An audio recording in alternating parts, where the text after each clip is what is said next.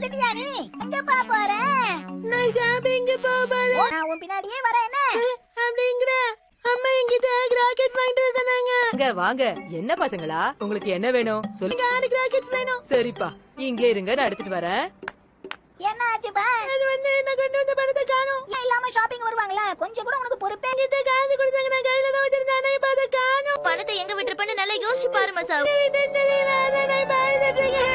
உங்க எல்லாருக்கும் ஏதாச்சும் பிரச்சனையா? நான் அந்த பிரச்சனையை தீர்த்து வைக்கிறேன். மசா கொண்டு வந்த பணத்தை தொலைச்சிட்டான். உனக்கு அதை பத்தி தெரியுமா? இதோ காட்டுறேன்.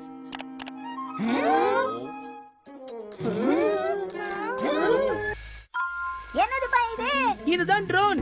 ட்ரோன் இருக்குல்ல, யார் எங்க இருந்தாலும் சரி இத வச்சு நம்ம ஃபாலோ பண்ணி அவங்கள போட்டோவோ இல்ல வீடியோவோ எடுக்க முடியும். இப்ப என்னால ஷின்சானை பாத்துட்டே இருக்க முடியும். உன்னால என்கிட்ட இருந்து தப்பிக்கவே முடியாது. என்னப்பா பண்றது? நாள் முழுக்க என்ன போட்டோ எடுத்துட்டே இருக்கணும்னு நான் ஆசை. அவங்க ஷின்சானை கண்காணிக்க போறாங்க. உன்னது இது வீடியோ ரெக்கார்ட் பண்ண எல்லாமே கம்ப்யூட்டர்ல ரெக்கார்ட் ஆயிருக்கும். சூப்பர் ஐடியாப்பா.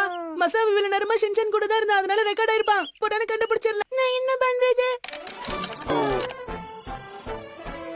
மசாவ் கிட்ட இருந்து அவர்தான் பணத்தை பறிச்சிருப்பாரோ? இப்ப பார்க்கவே சந்தேகமா தான் தெரியுறாரு. சார், மறுபடியும் அதை ஒரு தடவை ப்ளே பண்ணி காட்டுங்க. ஷின்சான் குறுக்க வந்துட்டான். எதையுமே பார்க்க முடியல. அங்கிள் பணத்தை எடுத்துக்க மாட்டாரு. அப்படி இருக்கிறப்ப எப்படி பணத்தை எடுத்துக்க முடியும்? நானா இருந்தேன்னா கையை யூஸ் பண்ணாமே பணத்தை எடுத்திருப்பேன். இத நம்ம இன்னும் கொஞ்சம் டீடைலா பார்க்கலாமா? இத நம்ம இளவரசி குடும்பத்தோட ஹோஸ்ட் கம்ப்யூட்டர்ல கனெக்ட் பண்ணோம்னா வீடியோ இப்ப நம்ம பாக்குறத விட தெளிவா இருக்கும். அது மூலமா நமக்கு ஏதாவது தெரிய வரலாம். அப்படியே ஸ்லோ மோஷன்லயே போகட்டும். விழுந்த பையன் கையில இருந்து காசு கீழே விழுந்திருக்கு. அந்த காசு எந்த பக்கம் விழுந்ததுங்கிற டைரக்ஷனை இப்ப நம்ம கால்குலேட் பண்ணுவோம். என்னோட கணக்குப்படி அந்த காசு பறந்து போய் சிம்னில விழுந்திருக்கணும். அந்த சிம்னி இதுதான் தெள்ள தெளிவா தெரிய வருது. கவலைப்படாத மசாவ்.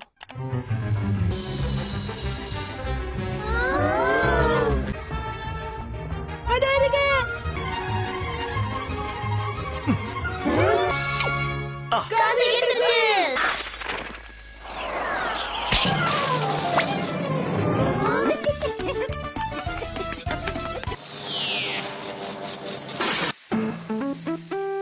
ட்ரோன் உடைஞ்சு போயிடுச்சு.